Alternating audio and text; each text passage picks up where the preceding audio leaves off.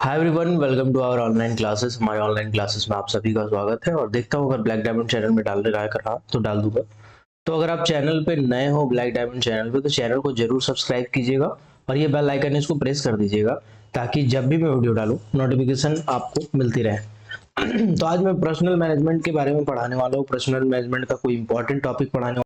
तो चलिए हम लोग स्टार्ट करते हैं। उससे पहले मैं आपको बता दूं कि अगर आप सेकेंड क्लास मैनेजर चाहे फर्स्ट क्लास मैनेजर की प्रिपरेशन कर रहे हो और आप चाहते हो कि आप इस बार डीजीएमएस एग्जामिनेशन में सक्सेस हो जाओ, ठीक है, तो आप या तो खुद से तैयारी कर सकते हो या तो आपको पूरा का पूरा टॉपिक, जितने भी टॉपिक आपके सिलेबस का है पूरा टॉपिक, चाहे आप फर्स्ट क्लास मैनेजर की प्रिपरेशन कर रहे हो, चाहे सेकंड क्लास मैनेजर की प्रिपरेशन कर रहे हो, चाहे कोल वाले हो चाहे मेटल वाले हो, चाहे अनरेस्ट्रिक्टेड सर्टिफिकेट हो चाहे रेस्ट्रिक्टेड सर्टिफिकेट हो, आपका पूरा का पूरा जो पोर्शन है mind management legislation and general safety, ये जो पेपर है इस पेपर का पूरा पोर्शन कवर कराया जाएगा। ए टू जेड टॉपिक कवर कराया जाएगा, यानी मैनेजमेंट भी कराया जाएगा इसमें। और मैनेजमेंट के साथ साथ जितने भी टॉपिक है, मतलब एक डीजीएमएस एग्जाम में जो पूछा जाता है ए टू जेड पोर्शन लेजिस्लेशन भी कराए जाएंगे और जनरल सेफ्टी भी कराया जाएगा। ये पूरा का पूरा टॉपिक आपका कवर कराया जाएगा। अगर आप ज्वाइन करना चाहते हैं तो बैचेज ऑलरेडी चल रहे हैं और बैचेज में मैं लिमिट रखता हूँ, ठीक है, कैंडिडेट का लिमिट, तो उसके बाद मैं नहीं ले पाऊंगा। और अगर आपको मेरा डेमो क्लासेस चाहिए तो यूट्यूब में आइएगा ब्लैक डायमंड चैनल में। ब्लैक डायमंड चैनल में प्लेलिस्ट में मैं बना दिया हूँ मैनेजर एग्जाम के लिए एक अलग से प्लेलिस्ट। इसमें आपको क्लिक करना है और क्लिक करने के बाद आप वीडियो को देख सकते हो, ठीक है। Just a second.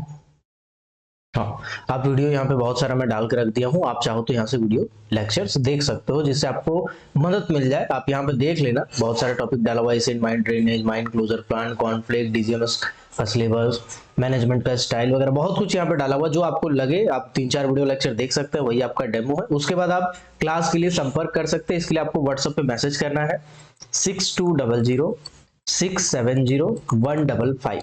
अभी मैं आपको बता देता हूँ कि जो फी मैं रखा हूँ बहुत कम रखा हूँ, 1000 रुपया फी है। और 1000 रुपया कब तक है? अप टू दिसंबर तक है, मतलब दिसंबर तक के लिए आपको सिर्फ 1000 रुपया देना है, जबकि आपका पूरा पोर्शन कवर हो जाएगा। दिसंबर तक इसलिए रखा हूँ ताकि आपका जून वाला जो एग्जाम है वो भी कवर हो जाए और दिसंबर वाला एग्जाम भी कवर हो जाए। लेकिन मैं आपको बता देता हूँ जून से पहले यानी मई तक आपका पूरा सिलेबस कवर करा दिया जाएगा। इसमें आपको टेस्ट सीरीज भी मिलेगा और वीडियो लेक्चर में धीरे धीरे अपलोड कर करके रिकॉर्डेड फॉर्मेट में डालूंगा, ताकि आप जब चाहे तब क्लास कर सकते हो। अगर आप क्लासेस करना चाहते हो तो 6200670155 पे मैसेज कर दीजिएगा व्हाट्सएप पे। चलिए आते हैं हम डिटेल पे क्लास के बारे में, ठीक है। चलिए अब क्लास को स्टार्ट करते हैं। Okay, just a second, just a second. तो जो प्रीवियस क्लासेस हुई थी वो प्रीवियस क्लासेस में आपको मैंने बहुत सारी चीजें पढ़ा दिया था। पर्सनल मैनेजमेंट लगभग खत्म होने के कगार पे है। तो आज हम लोग बात करने वाले हैं requirement policy in large enterprises, यानी कि जो बड़े बड़े कंपनीज होती है उनमें रिक्वायरमेंट की क्या पॉलिसी होती है, कैसे बनाया जाता है रिक्वायरमेंट का पॉलिसी, और उनको थोड़ा डिटेल में हम लोग देखते हैं। चलिए, तो सबसे पहले जो टॉपिक है वो आपका वो है recruitment policy. Recruitment policy in large enterprises. अब लार्ज इंटरप्राइजेस में कौन कौन सी कंपनी आ सकती है? आप किसी की भी बात करो तो जितनी भी कंपनीज होंगी वो दो कैटेगरी में डिवाइड हो जाएंगी। सबसे पहले या तो वो सेंट्रलाइज्ड कंपनी होगी, सेंट्रलाइजेशन, या तो वो डिसेंट्रलाइजेशन पे चलती होगी, डिसेंट्रलाइजेशन। अभी ये आप देखोगे ना तो आपको पता है क्या लगेगा, मैं आपको बताता हूँ ना, आपको यही लगेगा और एग्जाम में भी आप यही गलती करोगे। आपको लगेगा सेंट्रलाइजेशन वाली ऐसी कंपनी है जो सेंट्रल गवर्नमेंट की होंगी, जैसे सीआईएल है, जैसे एनएमडीसी है, जैसे मॉइल है, ठीक है। और डिसेंट्रलाइजेशन वाली होंगी जो प्राइवेट कंपनी है या आउटसोर्सिंग कंपनी है। आपको यही लगेगा, लेकिन ये पूरी तरह से गलत है। आपका कॉन्सेप्ट क्लियर होना बहुत जरूरी है, मैं आपको समझा देता हूँ। सेंट्रलाइजेशन और डिसेंट्रलाइजेशन आपका कंपनी के हिसाब से नहीं होता है। इसमें क्या होता है मैं आपको सिंपल साधारण शब्दों में समझाता हूं। जैसे एक एग्जांपल देता हूं मिलिट्री का। मिलिट्री में जो आपका जो ब्रिगेडियर होते हैं या जो मेन वाले होते हैं, बड़े लेवल के अधिकारी होते हैं, वही डिसाइड करते हैं, कुछ पॉलिसी बनाते हैं, नियम बनाते हैं, ठीक है। कोई भी छोटा मोटा चीज रहेगा, हाँ, तो वो सब कुछ जितने भी पॉलिसीज होती हैं, चाहे वो छोटे लार्ज स्केल की पॉलिसी हो, स्मॉल स्केल की पॉलिसी हो, कुछ भी हो, तो ये सब कुछ मिलिट्री वाले के जो हेड लोग होते हैं वही बनाते हैं, और वही बनाने के बाद उसके नीचे के जो जितने भी लोग होते हैं सबको वही मानना पड़ता है। ठीक है, तो इसको क्या बोलेंगे, इसको बोलेंगे ये सेंट्रलाइजेशन पे काम चल रहा है इसका, सेंट्रलाइजेशन पे, यानी कि जितनी भी पॉलिसी बनती है, जितने भी रूल्स बनते हैं, कंपनी के जितने भी प्रोजेक्ट्स होते हैं, कंपनी के जितने भी MOU होते हैं, कंपनी के जितने भी आपके छोटे मोटे बदलाव होते हैं, संचालन होते हैं, ऑपरेशन होते हैं, इन सब को जो ऑपरेट किया जाता है वो सेंट्रलाइज लेवल पे किया जाता है। मतलब मेन जो हेडक्वार्टर पे लोग बैठेंगे वही पूरा का पूरा कंपनी को मैनेज करेंगे, पूरा का पूरा इसको मैनेज करोगे। तो मिलिट्री ऑर्गेनाइजेशन में ऐसा होता है। उसके बाद जो छोटी कंपनी होती है, लार्ज नहीं, स्मॉल कंपनी, स्मॉल कंपनी जो होती है, जो छोटे लेवल पे कंपनी होती है, जैसे मान के चलिए एक फैक्ट्री है, ठीक है, तो जो फैक्ट्री का मालिक होता है बस वही उस चीज को रेगुलाइज करता है, वही सब चीज देखता है। ठीक है, तो इसको ऐसे कंपनी को बोलते हैं सेंट्रलाइज्ड कंपनी। क्या बोलते हैं? सेंट्रलाइज्ड, या सेंट्रलाइजेशन मेथड उसमें चल रहा है, सेंट्रलाइजेशन पद्धति उसमें काम में आ रहा है। ठीक है, अब आते हैं डिसेंट्रलाइजेशन पे, इसको समझिएगा। डिसेंट्रलाइजेशन, अब डिसेंट्रलाइजेशन में क्या होता है, जैसे CMD है, CMD के नीचे बोर्ड ऑफ डायरेक्टर्स है, बोर्ड ऑफ डायरेक्टर्स है।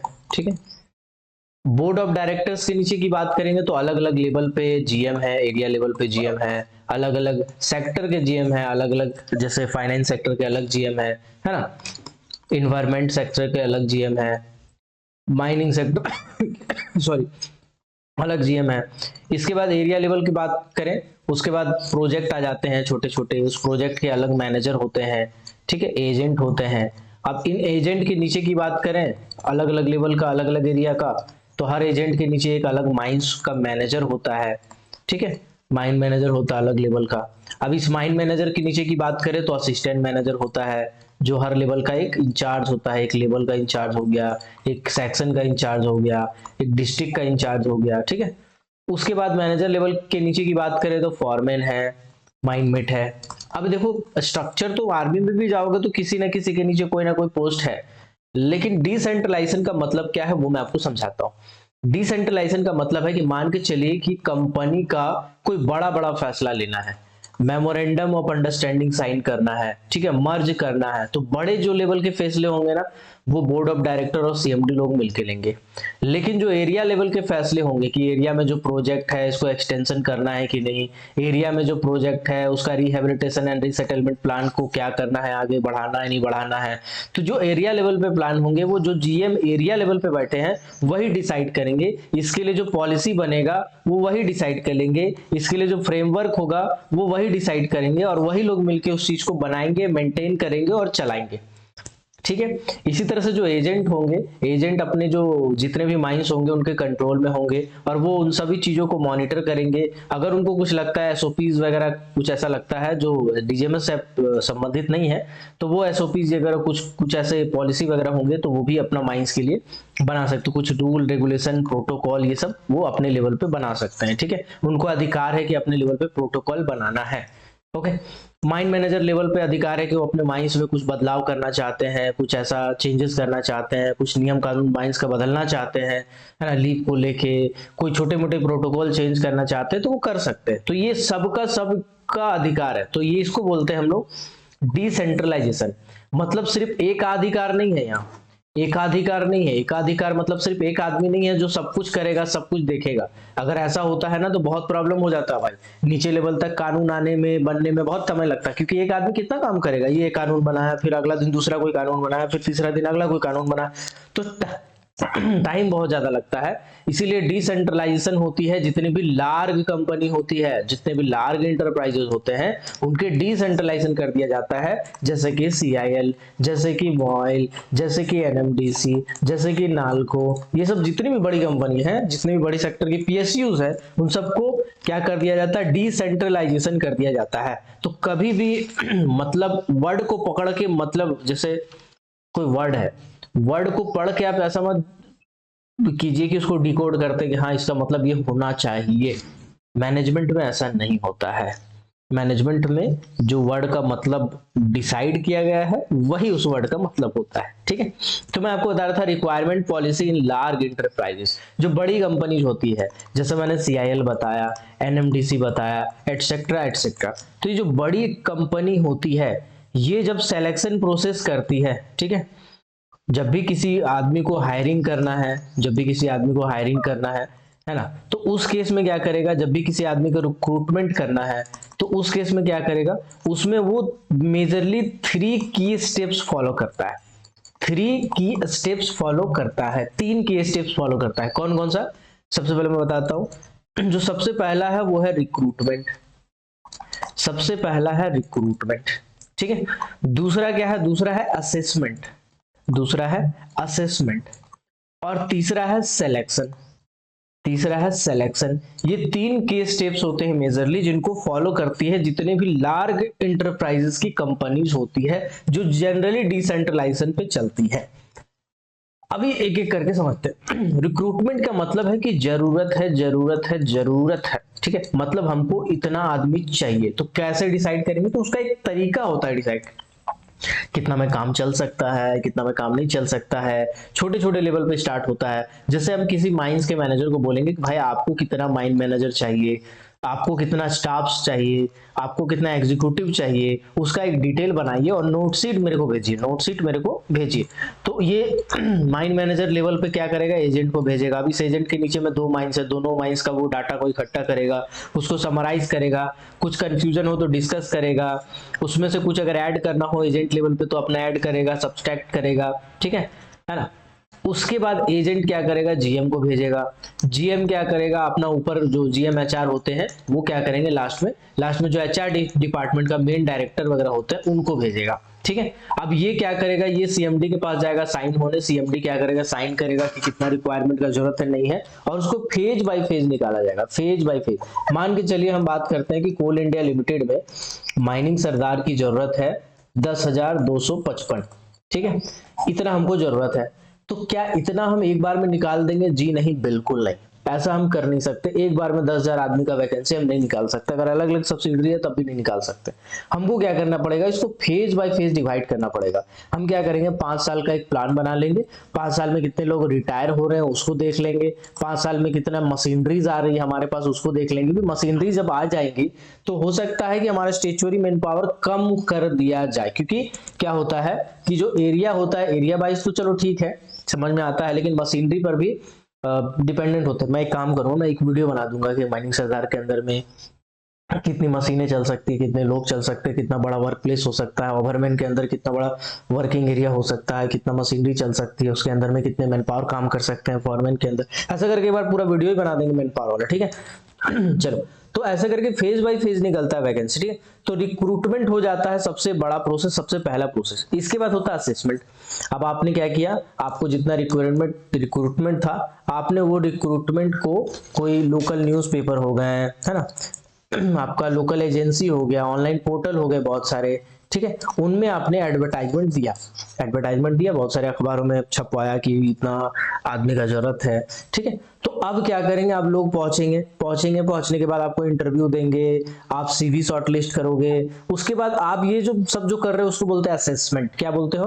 असेसमेंट बोलते हैं। सीवी शॉर्टलिस्ट करना, ये सब करना, ये सब असेसमेंट हो गया। अब सिलेक्शन क्या होता है, जब आपको उस आदमी, आपके सामने वो व्यक्ति बैठा हुआ है जिसका आप रिज्यूम या जो एप्लीकेशन भरा था उसको आपने शॉर्टलिस्ट किया, तो आप उसको रिटन एग्जाम देना पड़ेगा, फिर इंटरव्यू देना पड़ेगा। इंटरव्यू के लिए आपके पास बैठा है, आप उसके बहुत सारे क्वेश्चन पूछे हैं, उसके बाद फिर फाइनली उसका सिलेक्शन किया, दैट इज कॉल्ड सिलेक्शन।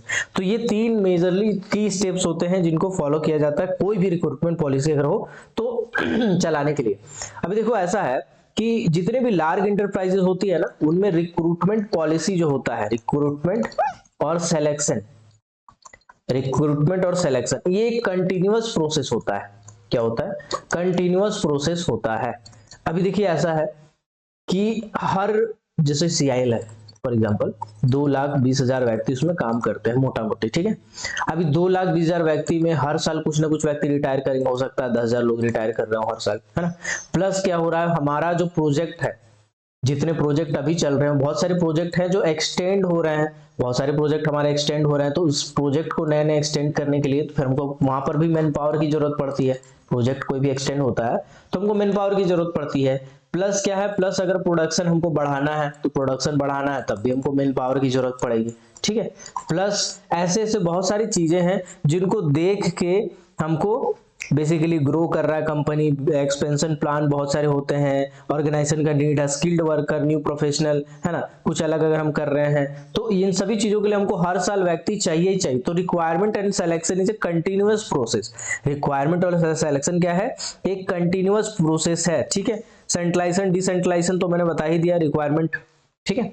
अब देखिए, जब भी हमको स्टाफ की जरूरत है या मैन पावर की जरूरत है, ठीक है, तो हम क्या कर सकते हैं, हमारे पास क्या तरीके हैं। तो सबसे पहले हमारे पास दो तरीके हैं। सबसे पहले है कि हम इंटरनल वैकेंसी निकाल सकते हैं और दूसरा है कि हम एक्सटर्नल वैकेंसी निकाल सकते हैं। अब इंटरनल का मतलब क्या होता है, इंटरनल का मतलब होता है डिपार्टमेंटल एडवर्टाइजमेंट, और एक्सटर्नल का मतलब क्या होता है, ओपन रिक्रूटमेंट, ठीक है। इंटरनल मतलब डिपार्टमेंट में, जैसे सीआईएल की वो कोई वैकेंसी आती है एग्जीक्यूटिव की, और वो अगर इंटरनल हो मतलब है कि सीआईएल में जितने लोग काम कर रहे हैं वही उस फॉर्म को भर सकते हैं, उसमें भी एलिजिबिलिटी की क्राइटेरिया रखी जाती है, जो लोग एलिजिबल है वही भर सकते हैं। एक्सटर्नल का मतलब होता है कि एक वैकेंसी निकाल दिए, जो बाहर के जितने भी लोग हैं जिनके पास वो क्वालिफिकेशन है वो उस फॉर्म को भर सकते हैं, उसको बोलते हैं एक्सटर्नल एडवर्टाइजमेंट। तो हम लोग क्या करते हैं, या तो इंटरनली या तो एक्सटर्नली वैकेंसी निकालते हैं। अब ऐसा नहीं कि आंख बंद करके हमको जब मन करेगा तब हम वैकेंसी निकालेंगे, हमारे पास एक फ्रेमवर्क होना चाहिए, हमारे पास एक फ्रेमवर्क होना चाहिए, जो मैं आपको समझाऊंगा। थोड़ा सा आप थोड़ा सा रुक जाइए, मैं अभी बढ़ रहा हूं वहां तक, ठीक है ना। चलिए, अभी देखिए एक्चुअल वर्क कैसे किया जाता है, रिक्वायरमेंट का एक्चुअल कैसे काम होता है, एक्चुअल वर्क। तो एक्चुअल वर्क हम कैसे करते हैं, इसको देखिएगा ध्यान से। हम क्या करेंगे, मान के चलिए हम एक कंपनी है XYZ, ठीक है, XYZ नाम की एक कंपनी है, उस कंपनी को मैन पावर की आवश्यकता है, ठीक है। तो सबसे पहले ये क्या करेगा, HR डिपार्टमेंट बनाएगा। सबसे पहले क्या करेगा, HR डिपार्टमेंट बनाएगा। अब HR डिपार्टमेंट हमने बना लिया, इसके बाद हम क्या करेंगे, हम स्क्रीनिंग कमेटी बनाएंगे, स्क्रीनिंग कमेटी बनाएंगे। अब स्क्रीनिंग कमेटी क्या होता है मैं आपको समझाता हूं सिंपल साधारण शब्दों में। स्क्रीनिंग कमेटी ऐसे लोग होते हैं जो रिज्यूमे को शॉर्टलिस्ट करते हैं, यानी कि जो आपके पास एप्लीकेशंस आ रहे हैं उन एप्लीकेशंस को शॉर्टलिस्ट करते हैं। अब ऐसे कमेटी में हम किसी भी क्लर्क को तो बैठा नहीं सकते कि जा तू बैठ जा, जो उस चीज का नॉलेज रखता हो। जैसे माइनिंग की अगर मैं रख रहा हूँ, माइनिंग फॉर एग्जांपल माइनिंग सरदार का अगर मैं रखा हूँ और मेरे पास ओपन कास्ट माइंस है, तो हम ऐसा स्क्रीनिंग कमेटी बैठाएंगे कि उसमें जो लोग बैठेंगे उनको माइनिंग सरदार का जो फील्ड है, उनके काम है, उनके एक्सपीरियंस है, उनके बारे में अच्छा खासा जानकारी हो, ताकि वो शॉर्टलिस्ट कर सके कि यार अच्छा माइनिंग सरदार कौन बन सकता है हमारे खदान में, हमारे माइंस में, एक्सपीरियंस वाला कौन है जो ओपन कास्ट में काम किया हो, ओपन कास्ट में भी कोई अच्छी कंपनी में काम किया हो, ठीक है। तो ऐसा ऐसा करके बहुत सारी चीजें देखने के लिए स्क्रीनिंग कमेटी बनाते हैं, जिसमें कुछ मेंबर होते हैं, ठीक है। इसके बाद हम क्या करते हैं, इसके बाद हम रिक्वायरमेंट टीम का कंसल्टेशन करते हैं, रिक्वायरमेंट टीम कंस्टिट्यूशन, ठीक है ना। अब ये क्या करेंगे, ये फील्ड वाले होंगे एक्सपीरियंस, ये फील्ड वाले व्यक्ति होंगे जो एक्सपीरियंस। स्क्रीनिंग कमेटी में HR वाले भी हो सकते हैं जो पॉलिसी वॉलिसी के बारे में अच्छे से जानते हो, ठीक है। इसके बाद ये डिपार्टमेंट बनाने के बाद, screening committee, requirement team consultation बनाने के बाद, जो उस कंपनी के चेयरमैन होंगे उनसे अप्रूवल लेंगे, ताकि इसको एक ऑफिशियल ठप्पा मिल सके, ऑफिशियल इस पे मुहर लग सके और ये ऑफिशियल तरीके से काम कर सके, है ना। उसमें बहुत सारी चीजें लिखी रहती है कि अगर कुछ ऐसा करप्शन होता है, कुछ ऐसा इन्वॉल्वमेंट रहता है ना, एक लीगल फ्रेमवर्क वाला एक समझ के चलिए कि कागज रहता है जिसको साइन करना है। उसमें से अगर कभी भी रिक्वायरमेंट पॉलिसी में कोई प्रॉब्लम आती है और उसमें अगर आपका गलती है वो साबित होता है, तो फिर उस केस में आपके ऊपर इंक्वायरी की जाती है, बहुत सारे केसेस चलाए जाते हैं, सिविल केसेस। तो इसीलिए चेयरमैन के पास अप्रूवल के लिए भेजा जाता है, ताकि ऑफिशियली उनके पास रिकॉर्ड रहे कि हमारे स्क्रीनिंग कमेटी में कौन थे, हमारी रिक्वायरमेंट टीम कंसल्टेशन में कौन थे, ये सब चीजें उनको पता रहती है। इससे क्या होता है, करप्शन के चांसेस कम हो जाते हैं, ठीक है। अब यहाँ पे क्या बोला गया है, यहाँ पे बोला गया है one government nominee is essential, अब ये जो शब्द है इसको समझिएगा, one government nominee is essential, ये ऑब्जर्वर रहेंगे, ऑब्जर्वर रहेंगे रिक्वायरमेंट के लिए, ठीक है।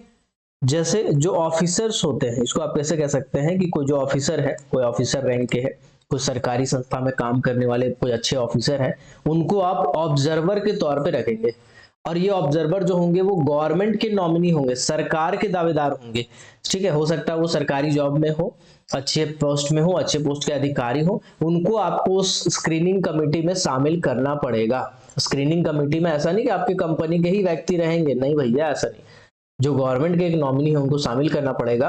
वो ये देखेंगे कि सब कुछ साफ सुथरे तरीके से, ट्रांसपेरेंट तरीके से चल रहा है कि नहीं, करप्शन फ्री रहे, इसके लिए हम लोग गवर्नमेंट नॉमिनी को अपॉइंट करते हैं। ये सब कुछ रिक्वायरमेंट पॉलिसी है, ये याद कर लेना बाबू, ठीक है। ऑब्जर्वर कौन होगा, आपको पूछेगा कि स्क्रीनिंग कमेटी में ऑब्जर्वर कौन होता है, तो याद रखिएगा गवर्नमेंट नॉमिनी होता है ऑब्जर्वर। इसमें 4-5 उल्टा पुल्टा ऑप्शन देगा, है ना, ऑब्जर्वर सीएमडी है, चेयरमैन है, एचआर है, ये है, वो है, लंद फंद आंकड़ा ढकना, तो आपको गवर्नमेंट नॉमिनी ठीक मारना है, ठीक है। ऑब्जर्वर कौन रहेंगे, ऑब्जर्वर का काम कुछ नहीं है, ऐसा नहीं वो कोई सवाल करेगा, कुछ करेगा, कुछ चुपचाप कोना में कुर्सी लगा बैठेगा, देखेगा टुकुर टुकुर, बस वो ये देखेगा कि ट्रांसपेरेंट तरीके से सब कुछ हो, ठीक है। ये बहुत इसेंशियल है, ये जरूरी है। जो आचार की पॉलिसीज बनी है, रिक्वायरमेंट पॉलिसी बनी है सेंट्रल गवर्नमेंट, स्टेट गवर्नमेंट की, उसमें गवर्नमेंट नॉमिनी को मस्ट कर दिया गया है करप्शन को रोकने के लिए, ठीक है।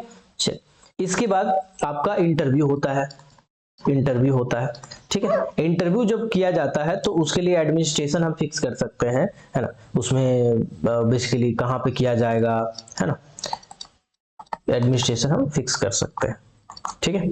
अब यहाँ पे आपको समझ में आ गया कि कैसे बनता है। तो सबसे पहले हमने अभी क्या किया, हमने अभी एक रिक्वायरमेंट का एचआर टीम सेट किया, मतलब जो आपको स्क्रीनिंग करेगी, जो आपका इंटरव्यू लेगी, जो आपसे सवालें पूछेंगी, वो लोगों को मैंने फिक्स किया है। सबसे पहला काम तो है कि आपको एक कमेटी बनाना है, screening committee, requirement team consultation बनाना है, जो फील्ड वाले लोग होंगे, है ना। स्क्रीनिंग कमेटी में एचआर वाले हो सकते हैं, अलग अलग डिपार्टमेंट के हो सकते हैं, लेकिन रिक्वायरमेंट टीम कंसल्टेशन में हम ऐसे लोगों को चुन चुन के लाएंगे जिनके पास बहुत तजुर्बा हो, जो अच्छे लेवल के अधिकारी हो और उस फील्ड में बहुत लंबे समय से काम किए हो, ताकि जब वो इंटरव्यू ले तो उनको बहुत अच्छा जानकारी रहे। फिर एक गवर्नमेंट के नॉमिनी होंगे जिनका कोई काम नहीं होगा, खाली बैठेंगे ऑब्जर्वर के तौर पे, जो जनरली ऑफिसर रैंक के होते हैं, सरकारी या सेंट्रल गवर्नमेंट में काम करने वाले, उनको आपको रखना पड़ेगा, ठीक है। तब जाके ये टीम बनाओगे और टीम बनाने के बाद फिर आपको अप्रूवल देंगे चेयरमैन साहब, ओके।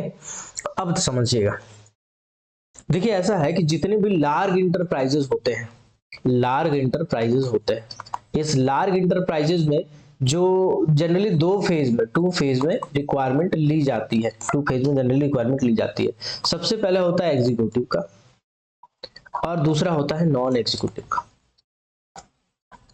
तो फिर आप बोलोगे सर पीआर वर्कर का क्या होगा, सर लेबर कहां से आएगा, ठीक है, सर आपका जो छोटे लेवल पे काम कर रहा है वो कहां से आएगा। देखिए ऐसा है, इसका हम लोग जनरली जितने भी लार्ज इंटरप्राइजेस है ना, इसके लिए वैकेंसी नहीं निकालती है। वो क्या करती है, जब कभी लैंड एक्वाजिशन करती है, यानी कि जो जमीन अधिग्रहण कर रही है, जब वो करती है तो जमीन के बदले लोगों को नौकरी दे देती है। तो जनरली सेंट्रल गवर्नमेंट की जो पॉलिसी है वो ये है कि 1 एकड़ पर 1 नौकरी प्लस सब्सिडाइज्ड कंपनसेशन, मतलब कम देता है कंपनसेशन अगर नौकरी ले रहे हो तो, ठीक है। तो लैंड एक्वाजिशन जो करती है कंपनी, एक्सटेंशन करती है, ठीक है, मान के चलिए कंपनी 100 एकड़ जमीन ले रही है, तो 100 आदमी तो ऐसे ही होगा ना उसके पास। और कंपनी लेती है, जब भी कंपनी एक्सटेंशन करती है 100-150 एकड़ तो लेती है, और हर साल कंपनी ऐसा एक्सटेंशन करती है, तो 100-150 वर्कर तो ऐसे ही हो गए। प्लस क्या होता है, अनुकंपा बेसिस पे। अनुकंपा क्या होता है मैं आपको समझाता हूँ। अनुकंपा मतलब कोई एक मैन पावर है जो काम कर रहा है किसी कंपनी में और उसका दुर्घटना हो जाता है, उस दुर्घटना के कारण वो एक्सपायर हो जाता है, ठीक है, तो उस केस में उसको अनुकंपा दिया जाता है, उसके बेटे को, उसके बच्चे को, उसकी बीवी को, उसके जो डिपेंडेंट होते हैं उनको नौकरी दिया जाता है। वो भी जनरली कैटेगरी 1 में ही आता है। उसके पॉलिसी अलग अलग कंपनी में अलग अलग है, ठीक है। अधिकारियों के लिए थोड़ा अलग है, क्योंकि जो एग्जीक्यूटिव होते हैं उनके वाले को जो सुपुत्र या सुपुत्री है, जब उनको जॉब लगता है तो उनको नॉन एग्जीक्यूटिव पे लगता है, ठीक है। तो ऐसा ऐसा करके बहुत सारी पॉलिसी है जो बनाया गया है और फ्रेमवर्क कराया गया है, ठीक है। तो अनुकंपा के बेसिस पे बहुत सारा नौकरी दिया जाता है ना, ठीक है। तो उसके बाद क्या करती है कंपनी, हायरिंग करती है, कॉन्ट्रेक्चुअल जो छोटी छोटी कंपनी है उसको हायर करती है, और ये contractual company labour worker supply करती है, आउटसोर्स करती है एक तरह से कहा जाए तो इस तरीके से कंपनी का काम चल जाता है। इसलिए पीआर वर्कर लेबर इन जो लोगों की वैकेंसी अभी नहीं आती है, अभी इसी हिसाब से काम चलाती है। जितने भी लार्ज इंटरप्राइजेस की कंपनी, चाहे सीआईएल की बात करो आप, चाहे आप मॉइल की बात करो, चाहे एनएमडीसी की बात करो, चाहे नाल्को की बात करो, चाहे सीएल की बात करो, चाहे जेडएल की बात करो, किसी की भी बात करो, जनरली यही पॉलिसी अपनाई जाती है। अब जो दो फेजेस इधर है, एग्जीक्यूटिव का वैकेंसी या नॉन एग्जीक्यूटिव का वैकेंसी, तो मैं इसका एग्जांपल देता हूं। जैसे सीआईएल है, कोल इंडिया लिमिटेड है, इसमें जो एग्जीक्यूटिव की वैकेंसी आती है, ठीक है, एग्जीक्यूटिव की जो वैकेंसी आती है वो क्या करती है, जैसे बहुत सारी उसकी सब्सिडरी है, ठीक है, बहुत सारी सब्सिडरी है, जैसे एनसीएल, एमसीएल, ईसीएल, बीसीसीएल, ठीक है, एटसेट्रा लिख देता हूँ समझ जाना। तो ये जो बहुत सारी सब्सिडरी है ये क्या करती है, हर सब्सिडरी का जो जीएम होता है, ठीक है, हर सब्सिडरी का जो जीएम होता है, जीएम पर्सनल जिसको बोलते हैं, वो जीएम पर्सनल क्या करता है, कितने एग्जीक्यूटिव का जरूरत है, कौन कौन से डिसिप्लिन में, कौन कौन से माइंस में, कौन कौन से यूनिट में, इसका एक लिस्ट बनाती है, और वो लिस्ट भेजती है किसको, सीआईएल को भेजती है वो, ठीक है, वो लिस्ट किसको भेजती है, सीआईएल को भेजती है। सीआईएल में जो एचआर पर्सनल होते हैं, एचआर पर्सनल होते हैं उनको भेजती है, ठीक है। अब ये सीआईएल हेडक्वार्टर पे चला गया, ये सीआईएल के हेडक्वार्टर पे ही चला गया। अब ये हेडक्वार्टर वाला क्या करेगा, हेडक्वार्टर, एक मिनट देख लेता हूं मैं, पाउस तो नहीं मेरा वीडियो, पोपट तो नहीं हो रहा मेरा, अब ये चल रहा, पोपट नहीं हो रहा, पोपट नहीं हो रहा। तो अब सीआईएल का जो एचआर है, पर्सनल है, वो क्या करेगी, वो सभी माइंस का एक मर्ज करके लिस्ट बनाएगी, ठीक है, एक मर्ज करके लिस्ट बनाएगी, और वो लिस्ट किसको भेजेगी, वो लिस्ट भेजेगी सीएमडी को, चेयरमैन कम मैनेजिंग डायरेक्टर को, वो लिस्ट भेजेगी कि एग्जीक्यूटिव का टोटल इतना वैकेंसी है। अब ये सीएमडी क्या करेगा, ये मर्ज करके फेज बाय फेज उस वैकेंसी को निकालेगा, फेज वाइज उस वैकेंसी को निकालेगा। इसीलिए कोल इंडिया में जो एग्जीक्यूटिव का वैकेंसी आता है, ठीक है, जैसे चाहे आप इंटरनल की बात करो, चाहे आप एक्सटर्नल की बात करो, चाहे इंटरनल की बात करो, चाहे एक्सटर्नल की बात करो, एक्सटर्नल की बात अगर मैं करूं तो जैसे गेट वाली जो वैकेंसी आती है, जिसके थ्रू कोल इंडिया लेती है, जिसको मैनेजमेंट ट्रेनी बोलते हैं, ठीक है, ये कोल इंडिया निकालती है, कोई सब्सिडरी अलग से नहीं निकालती, कोल इंडिया निकालती। तो कुछ इस तरीके का फ्रेमवर्क है एग्जीक्यूटिव वैकेंसी के लिए सीआईएल का, है ना। और भी बहुत सारी कंपनी है जो यही पैटर्न को फॉलो करती है, ठीक है। अब ये सब्सिडरी वाइज नहीं निकलती है, बल्कि कोल इंडिया एक बार में पूरा निकालता है, चाहे एग्जीक्यूटिव का इंटरनल हो चाहे एक्सटर्नल, ठीक है। लेकिन जब नॉन एग्जीक्यूटिव की बात करें, जब नॉन एग्जीक्यूटिव की बात करें, तो नॉन एग्जीक्यूटिव की जो वैकेंसी होती है, वो जो वहां के जीएम पर्सनल होते हैं उनको पूर्ण अधिकार होता है कि अपने नॉन एग्जीक्यूटिव की वैकेंसी वो सब्सिडरी वाइज निकाल सके, सब्सिडरी अपना खुद बस सेपरेट निकाल सके, सब्सिडरी अपना सेपरेट वैकेंसी निकाल सके।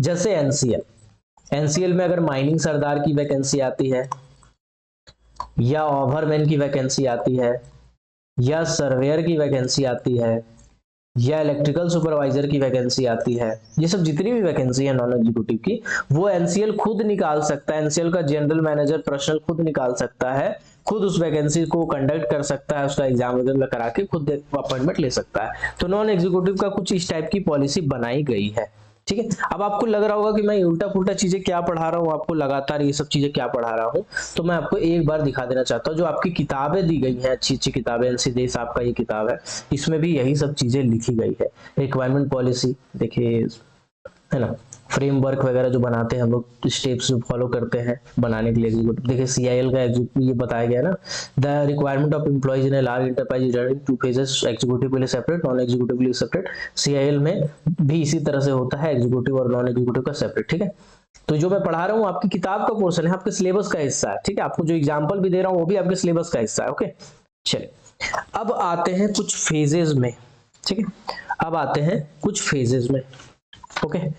तो देखिए ऐसा है, एक तो होता है इवोल्यूशन फेज,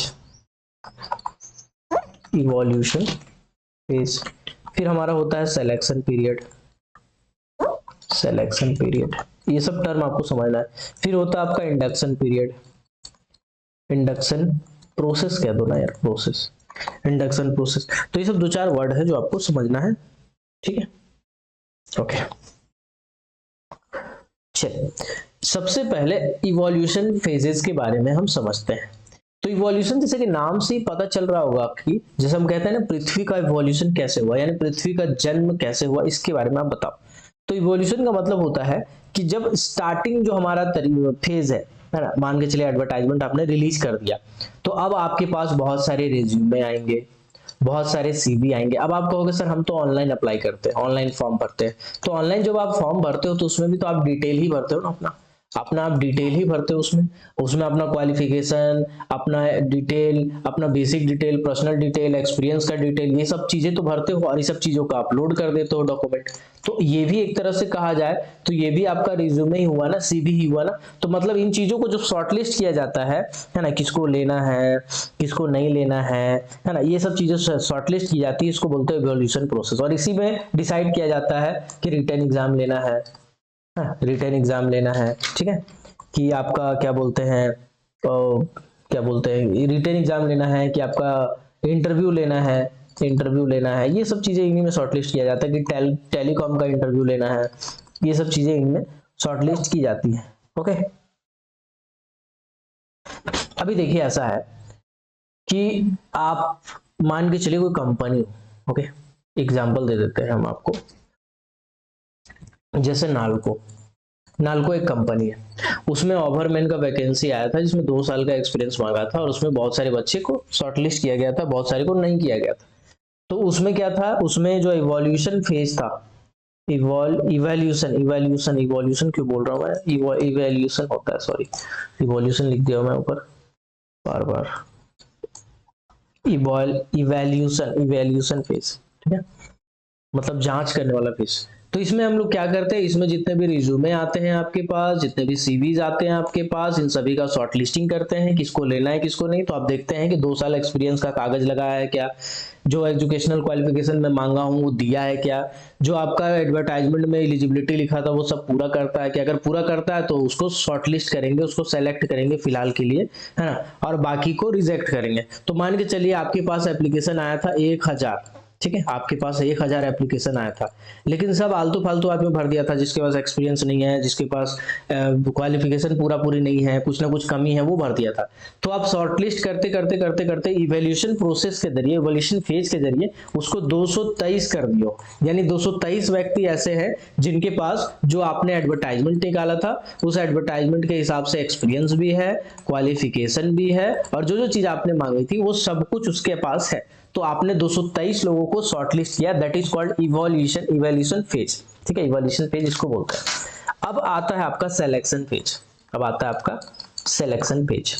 अब ये सिलेक्शन फेज में क्या करते हैं, सिलेक्शन फेज में या तो आप सीबीटी लेते हो, कंप्यूटर बेस्ड टेस्ट जिसको बोलते हो, या तो आप रिटन टेस्ट लेते हो, ठीक है, इसमें उसके फील्ड से रिलेटेड, एप्टीट्यूड से रिलेटेड अलग अलग टाइप के जो सिलेबस होते हैं उससे रिलेटेड क्वेश्चन पूछा जाता है, या तो फिर आप उसकी इंटरव्यू लेते हो, ठीक है। अब इस सिलेक्शन फेज में आप देखते हो कि इसका सीबीटी में कितना नंबर आया, तो आप उस फील्ड से रिलेटेड बहुत सारे सवाल करते हो, तो जवाब देता है तो आप समझ जाते हो हाँ इसको जानकारी है। रिटन टेस्ट में भी ऐसा ही है, इंटरव्यू में तो आपके सामने खड़ा रहता है तो आप उसको एक्सपीरियंस के बारे में पूछते हो, कंपनी के बारे में पूछते हो, कंपनी के डिटेल के बारे में पूछते हो, फील्ड के बारे में बहुत सारे सवाल करते हो। अगर वो अच्छे से जवाब देता है तो समझ जाते हो कि हाँ जो ये फैक्ट बता रहा है, जो फैक्ट अपने रिज्यूम में लिखा हुआ है वो एकदम सत्य है। एक एक करके आप एक एक चीज का जांच करते हो। तो इस सिलेक्शन फेज में बैकग्राउंड वेरिफिकेशन भी कहलाता है, background check. Background check, background check का मतलब क्या होता है, ऐसा नहीं पुलिस वेरिफिकेशन बैकग्राउंड चेक में आता है। बैकग्राउंड चेक का मतलब है कि जो सीवी वो जमा किया है और उसमें जो बातें लिखी गई है वो कितना सत्य है कितना नहीं है, उसको चेक करते हैं, उसको वैलिडेट करते हैं, इसी को बोलते हैं बैकग्राउंड चेक, ठीक है। अगर आप वो कोई रेफरेंस दे रहा है कि मेरे चचा यहाँ काम करते हैं, मेरे पापा यहाँ काम करते हैं, तो उस रेफरेंस को भी ध्यान देते हैं आप, ठीक है। उसके बाद सिक्योरिटी क्लियरेंस होता है इसमें, सिक्योरिटी क्लियरेंस, है ना।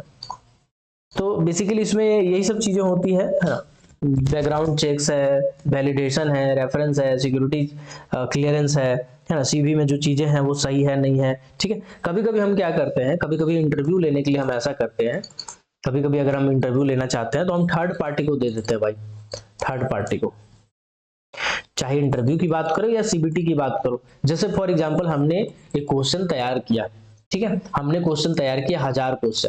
अब उस 1000 क्वेश्चन में आपको पूछना है 100 क्वेश्चन, तो हम क्या करेंगे, हम टीसीएस के साथ टाई अप कर लेंगे, टीसीएस को फोन लगाएंगे, टीसीएस से बात करेगा हमारा एक आदमी एचआर वाला, जाके बोलेगा कि हम माइनिंग सरदार की एक एग्जामिनेशन लेना चाहते हैं, जिनके लिए आपको ठेका दिया जाता है, टेंडर दिया जाता है, जिसका सीबीटी एग्जाम होगा, कंप्यूटर बेस्ड टेस्ट होगा, आपको एग्जामिनेशन सेंटर देना पड़ेगा टीसीएस के अलग अलग जगह पे।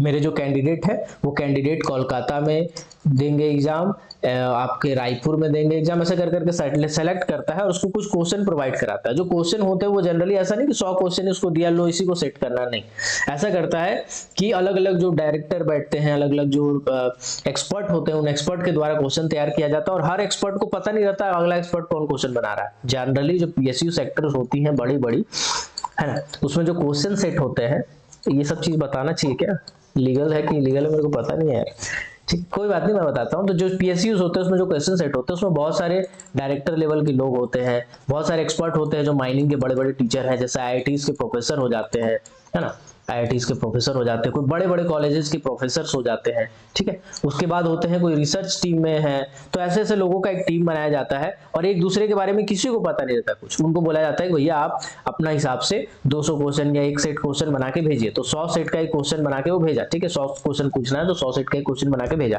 तो ऐसा कर करके मान के चले 10 आदमी भेजा, तो 10 इंटू 100 कितना हो गया, 10 इंटू 100 हो गया 1000 क्वेश्चन। अब 1000 क्वेश्चन को जो एचआर वाला होगा, जीएम पर्सनल एचआर वाला, वो खुद जाके डिलीवर करेगा टीसीएस को, टीसीएस को वो क्वेश्चन देगा और बोलेगा इसमें से आपको 100 शॉर्ट क्वेश्चन शॉर्ट लिस्ट करने हैं, आप आराम से क्वेश्चन डालिए, तो वो टीसीएस वाला रैंडमली 100 क्वेश्चन को पिक करेगा। और हो सकता है कि अगर इसमें सेट सिस्टम चलता हो तो सेट सिस्टम तो बहुत अच्छा रहता है, लेकिन सेट सिस्टम जनरली चलता नहीं है, सेट ए सेट बी सब में क्वेश्चन अलग होते हैं, तो ऐसा करके भी दिया जा सकता है। तो एग्जैक्ट किसी को पता नहीं रहता कि कौन से क्वेश्चन पूछे जाने वाले हैं, और एग्जैक्ट कोई भी डायरेक्टर या कोई भी एक्सपर्ट जो क्वेश्चन बना रहा है उसको भी पता नहीं रहता कि भाई मैं जो 100 क्वेश्चन बना रहा हूँ वही पूछा जाएगा, कि जो आईटी के दूसरे वाले प्रोफेसर बना रहे हैं वो पूछा जाएगा, है ना, लेकिन जीएम पर्सनल को सब पता रहता है, ठीक है। चले खैर ये सब बातें नहीं बतानी चाहिए, लेकिन डिटेल में भैया एक एग्जांपल आपकी किताब में दिया था तो मैंने सोचा चलो बता देता हूँ। सिलेक्शन पीरियड इसी को कहते हैं, सिलेक्शन पीरियड इसी को कहते हैं। तो मैंने आपको 2 फेज बताया कि इवोल्यूशन फेज, एक सिलेक्शन पीरियड, इसके बाद आता है इंडक्शन पीरियड। इंडक्शन पीरियड बोलो या इंडक्शन प्रोसेस बोलो, इसको एक ही चीज बोल सकते हैं, इंडक्शन प्रोसेस।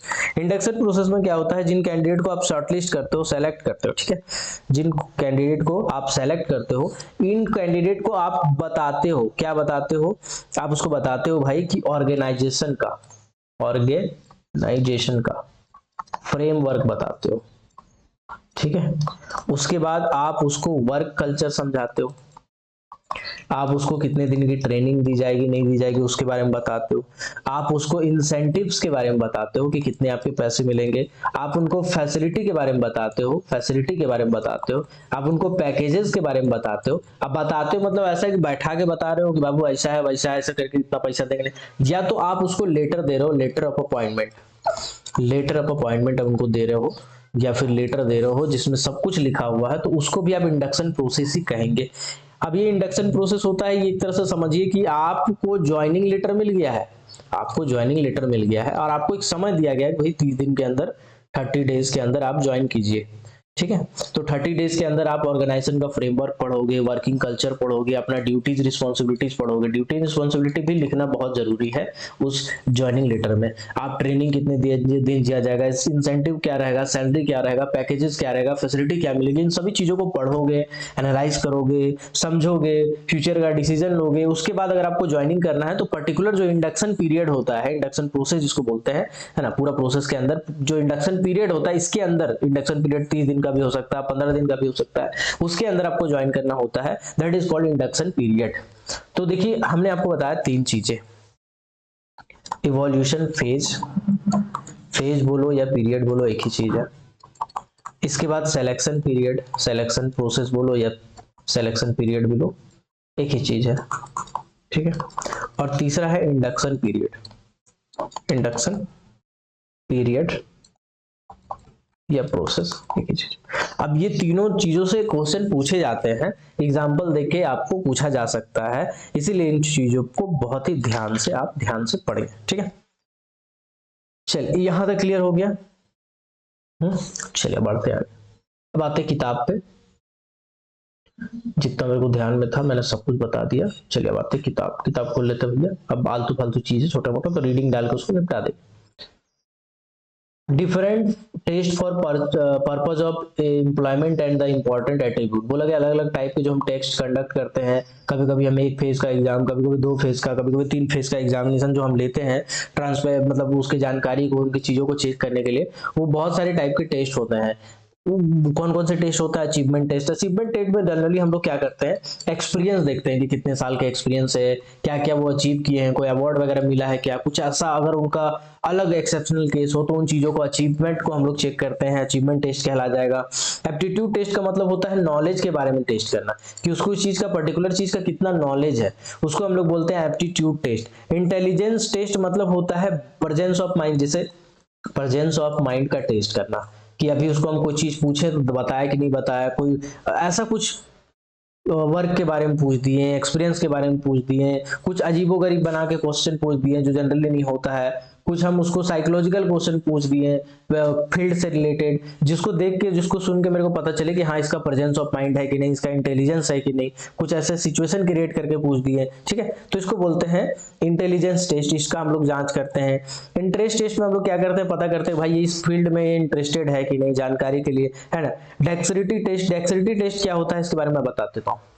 डेक्सरिटी टेस्ट को हम कहते हैं हाथ की सफाई, चोरी के बारे में नहीं बता रहा हूँ, ये पॉकेट मारने बोल रहा हूँ। हाथ की सफाई का मतलब क्या समझिएगा, जैसे एक ड्राइवर है, ठीक है, डंपर ऑपरेटर है, एचईएमएम ऑपरेटर, एचईएमएम ऑपरेटर को हम बोले कि भाई तुम इसको चला के दिखाओ, ठीक है, तो वो उसको चला के दिखा रहा है, हम उसके साथ बैठे हैं, तो उसके साथ हम बैठ के बहुत सामने से बहुत करीब से बहुत अच्छे से ऑब्जर्व कर रहे हैं कि वो गाड़ी कैसे चला रहा है, वो एक एक सेफ्टी फीचर का इस्तेमाल कैसे कर रहा है, वो उसका मतलब ड्यूरेबिलिटी कैसा है, सब चीज एक एक चीज चेक कर रहे हैं। तो मतलब एक तरह से डेक्सरिटी टेस्ट आप कर रहे हो, क्या कर रहे हो, डेक्सटेरिटी टेस्ट आप कर रहे हो कि उस चीज में उसका हाथ कितना बैठा हुआ, उस काम में पर्टिकुलरली उसका हाथ कितना बैठा हुआ है। फिर आता है पर्सनालिटी टेस्ट, जिसमें हम लोग देखते हैं ईमानदार है कि नहीं, है कि नहीं वो। तो बेसिकली ये सब कुछ खाली समझ लीजिए, ये सब क्वेश्चन कभी दिखा नहीं मेरे को, लेकिन ये सब का मतलब पता रखिए। पूछेगा डेक्सरिटी टेस्ट में आप क्या पता करते हो, जो नाम अजीबोगरीब रहेगा ना उसी के बारे में पूछेगा। तो इसमें देखते हैं कि कोई भी आदमी उस पर्टिकुलर काम को कितनी सफाई से करता है, उसी को बोलते हैं डेक्सरिटी टेस्ट। ठीक है, अब इसके बाद बोला गया है कि जो इंटरव्यू होते हैं, है ना, तो इंटरव्यूज क्या करते हैं, एम्प्लॉयज को एक कंक्लूड करते हैं कि हाँ ये एम्प्लॉय जो है ये कैसा है, ये अच्छा है, नहीं है, बढ़िया है, ठीक है, बढ़िया है, खराब है, चलने वाला है, कैसा है, दिखते हैं। सबसे पहले होता है डिपेंडेबल एम्प्लॉय, मतलब जो किसी पे डिपेंडेंट रहते हैं, पूरी तरह से काम नहीं कर सकते हैं, तो देखते हैं कि यार ऐसा आदमी तो नहीं है कि डिपेंडेबल है, तो ऐसा चीज को देखते हैं। फिर देखते हैं एडेप्टेबल। एडेप्टेबल का मतलब कि ऐसे व्यक्ति जो कोई भी चीज को तुरंत अडेप्ट कर लेते हैं, जैसे कोई चीज हम उसको पढ़ा रहे हैं, सिखा रहे हैं, बता रहे हैं, कुछ फील्ड से अलग चीज बता रहे हैं, तो वो सीखने के लिए रेडी है, एडेप्टेबल, तो ऐसा है आदमी। फिर देखते हैं परसर्विंग। परसर्विंग मतलब होता है जो कठिन काम को करने का कोशिश करे, कोई मुश्किल काम है, बहुत सारे आदमी मुश्किल काम को देख के बोल देता है नहीं नहीं सर ये मेरे से नहीं होगा, ये उससे करवा लीजिए, उससे करवा लीजिए। अब कोई कोई आदमी बोलता है सर लाइए ना, कोशिश करता हूँ। तो देखते हैं कि वो प्रिजर्विंग नेचर का है क्या, कोऑपरेटिव कितना सहायक है, हार्ड वर्किंग कितना हार्ड वर्क करता है, how much able to work under pressure, pressure में कितना वो काम कर सकता है, positively motivated, good in human relation, a turnover problem, ये सभी चीजों का जांच किया जाता है, ऐसा लिखा है, लेकिन प्रैक्टिकली इतना कुछ होता नहीं है। प्रैक्टिकली नॉलेज चेक होता है, एक्सपीरियंस चेक होता है, सर्टिफिकेट चेक होता है, और कुछ ऐसे क्वेश्चंस पूछे जाते हैं जिनसे कुछ कुछ क्वालिटीज का पता चले। बाकी सब तो भैया काम करते करते हमको पता चलता है कि आदमी कैसा है। हम एक घंटे में पूरा चीजें हर एक क्वालिटी का जज नहीं कर सकते, बस हम इतना निकाल सकते हैं हाँ ये आदमी काम चलाओ, इसको हम अपना काम में लगा सकते हैं, ये काम को कर देगा, इतना हम भरोसा रख लेते हैं। उसके बाद अब वो उस काम को रोके करे कि नहीं करे, मना करे, वो तो भैया बाद में पता चलता है लेने के बाद। ये प्रैक्टिकल बातें हैं। फिर है personal policy and its various characteristics principle. ठीक है, पर्सनल का जो पॉलिसी बनाया जाता है उसमें क्या क्या चीजें होनी चाहिए और किस तरीके से बनाया जाता है। तो सबसे बोला गया है डायरेक्टिव और रिटेन होना चाहिए, मतलब लिखा हुआ पॉलिसी होना चाहिए, ऑन रिटेन होना चाहिए, ऐसा नहीं कि मुंह से बोल दिए हैं कि हमारे यहाँ इतना पेमेंट मिलेगा, ऐसा डायरेक्टिव होना चाहिए, लिखा हुआ होना चाहिए। ठीक है, उसके बाद इसमें बहुत सारे गोल्स होने चाहिए, फंडामेंटल चेंजेस होने चाहिए, और क्या क्या चीजें इन्वॉल्व होनी चाहिए इनमें बोला गया है। रिक्वायरमेंट, रिक्रूटिंग एम्प्लॉय, कैसे एम्प्लॉय को रिक्रूट करेंगे आप, आईसीबीटी लेंगे, इंटरव्यू लेंगे, एम्प्लॉयमेंट का कंडीशन क्या क्या होगा, है ना, क्या क्या कंडीशन रखिए, प्रमोशन कैसे मिलेगा, प्रमोशन के बारे में हल्का फुल्का लिखा होना चाहिए। डिस्चार्जेस मतलब अगर आपको इस माइन से उस माइन जाना है या आपको नौकरी से निकाला जाएगा तो उसके लिए क्या कंडीशंस है, सेफ्टी प्रैक्टिसेस, है ना, ट्रेनिंग आपको कितना दिन का दिया जाएगा। तो ये सब जो बेसिक डिटेल होती हैं ये आपके रिक्वायरमेंट पॉलिसी में या पर्सनल पॉलिसी जिसको बोलते हैं उसमें लिखा रहता है। फाइनेंशियल एड्स कितने दिए जाएंगे, पैसे, इंसेंटिव वगैरह, है। हेल्थ स्टैंडर्ड मतलब मेडिकल की सुविधा है कि नहीं। सेपरेशन मतलब जब आप कंपनी छोड़ के जाओगे तो आपको नोटिस पीरियड देना पड़ता है, तो वो नोटिस पीरियड कितने दिन का होगा, इन सब चीजों के बारे में लिखा रहता है, ठीक है। बाकी लिखा हुआ है the various characteristic of a good personal policy यार। चलिए हम उसको पढ़ लेते हैं, हालांकि कोई काम करनी है बट ठीक है। इट शुड अवॉइड अपॉर्चुनिटिज्म का मतलब होता है दूसरों की चिंता न करना। कुछ ऐसे लोग होते हैं जिसको फर्क नहीं पड़ता है कि दुनिया में क्या बीत रहा है, मेरे आजू बाजू वाले के साथ क्या बीत रहा है, मैं जिस कंपनी में काम कर रहा हूँ उसमें लोगों के साथ क्या बीत रहा है, मेरे को तो सिर्फ अपने से मतलब है। तो जो कंपनी की पॉलिसी होनी चाहिए वो ऐसा नहीं चाहिए कि सिर्फ कंपनी को अपने से मतलब है, एम्प्लॉय से भी मतलब होना चाहिए, यानी अपॉर्चुनिटिज्म नहीं होना चाहिए, अपॉर्चुनिटिज्म नहीं होना चाहिए उसमें, ठीक है। इसके बाद क्या बोला गया, it should have due regard for human equation, मतलब इंसानियत उसमें होनी चाहिए, मानवता उसमें झलकना चाहिए। कुछ ऐसे अलाउंसेस वगैरह, कुछ ऐसे सुविधाएं होती है जो मानवता के तौर पे दी जाती है, वैसे चीजें उनमें दिखे तो बहुत अच्छी बात है, ठीक है। An employee should be able to approach personal manager to express her grievances, मतलब अगर पर्सनल मैनेजर, अगर कोई एम्प्लॉय को कोई प्रॉब्लम हो, फाइनेंशियल कोई दिक्कत हो, कोई समस्या हो, कोई कंफ्यूजन हो, तो वह जाके पर्सनल मैनेजर से बात कर सके, ऐसा होना चाहिए। It's not contain ambiguous and uncertainty, मतलब कि ऐसा नहीं कि स्पष्ट कोई चीज नहीं बताया, स्पष्ट नहीं बताया तो आदमी कंफ्यूजन में रहे, ऐसी चीजें नहीं होनी चाहिए। स्पष्ट कोई भी चीजें हो तो पूरी तरह से स्पष्ट बता दिया जाना चाहिए। गारंटीड परमानेंट एम्प्लॉय हो तो ज्यादा अच्छी बात है, फ्लेक्सिबल हो, है ना, ये सब चीजें उसमें दी जानी चाहिए। बाकी ये रीडिंग डालने की चीजें ऐसा है नहीं, समझिए। जो डेवलपमेंट ऑफ जेनरिक स्किल होता था ना जो कॉलेज में पढ़ते थे, वही है। जो काम की चीजें थे वो मैंने आपको अच्छे से बताया, और पर्सनल मैनेजमेंट इसी के साथ आपका पूरी तरीके से, ये जो चैप्टर है पूरी तरीके से समाप्त होता है, ठीक है। आप अगर सिलेबस को भी देखोगे तो पर्सनल मैनेजमेंट का सिलेबस आप यहाँ पे देखना, पर्सनल मैनेजमेंट का मैंने एक एक चीज बता दिया है, बहुत अच्छे से बता दिया है। सिलेक्शन क्या होता है, ट्रेनिंग क्या होता है, development of human resource for mining enterprises, leadership क्या होता है मैंने पढ़ा दिया है ना। स्ट्रक्चर और study of traditional leader behaviour, autocratic, democratic, laissez faire, conflict management, है ना, कॉन्फ्लिक्ट में ऑर्गेनाइजेशन में कैसे, sources of conflict, dealing with conflict, organisational conflict resolution, conflict and growth, individual motivation, two way personal communication, ये सब चीज मैंने पढ़ा दिया। A to Z जो पर्सनल मैनेजमेंट का पोर्शन था, ऑर्गेनाइजेशनल बिहेवियर सिलेक्शन था, A to Z पोर्शन मैंने पढ़ा दिया है अभी तक, ठीक है। तो इसको आप देख लेंगे, अगर आप क्लासेस में हैं तो मैं लेक्चर तो ऐड कर ही दूंगा एप्लीकेशन में, और अगर आप क्लासेस करना चाहते हो तो मैं आपको बता देता हूं कि MMLS यानी कि जो mind management, legislation and general safety का जो पेपर है, जो मैं ये वाला पेपर की बात कर रहा हूँ, ठीक है। अगर आप फर्स्ट क्लास में का एग्जाम दे रहे हो, चाहे आप सेकंड क्लास मैनेजर का एग्जाम दे रहे हो, FMC का हो चाहे SMC का हो, चाहे कोल का हो चाहे मेटल का हो, चाहे रेस्ट्रिक्टेड हो चाहे अनरिस्ट्रिक्टेड हो, ये सभी चीजें आपकी कवर की जाएंगी। A to Z portion classes join करने के लिए MMLS का पूरा पोर्शन कवर कराया जाएगा, सिर्फ मैनेजमेंट ही नहीं बल्कि लेजिस्लेशन, जनरल सेफ्टी सब कवर होगा। A to Z पोर्शन ये जो पेपर है उसका कवर कराया जाएगा। इसके लिए आपको ज्वाइनिंग करना है, क्लास ज्वाइन करने के लिए मैं आपको बता देता हूँ। आपको व्हाट्सएप नंबर पे मैसेज करना है, मेरा व्हाट्सएप नंबर है 6200670155, ये व्हाट्सएप नंबर है। आप कॉल भी कर सकते हैं, ठीक है, लेकिन कोशिश कीजिएगा व्हाट्सएप मैसेज करने का, क्योंकि मैं बिजी रहता हूं तो अपने हिसाब से मैं रिप्लाई दे दिया करता हूं। इस पर व्हाट्सएप मैसेज करेंगे, 1000 रुपया फी है, अप टू दिसंबर वैलिडिटी है, मतलब दिसंबर तक के लिए मात्र आपको 1000 रुपया देना है और दिसंबर तक पढ़ सकते हैं। जून का एग्जाम से बहुत पहले आपका सिलेबस कवर करा दिया जाएगा, फिर भी आपको ऑप्शन दिया जाएगा कि आप आराम से दिसंबर तक क्लास कर सकते हो। उसमें टेस्ट सीरीज वगैरह सब कुछ दिया जाएगा, PPT नोट्स वगैरह सब कुछ मिल जाएगा। तो मिलते हैं अगले वीडियो में, तब तक के लिए keep watching, keep supporting, till then जय हिंद।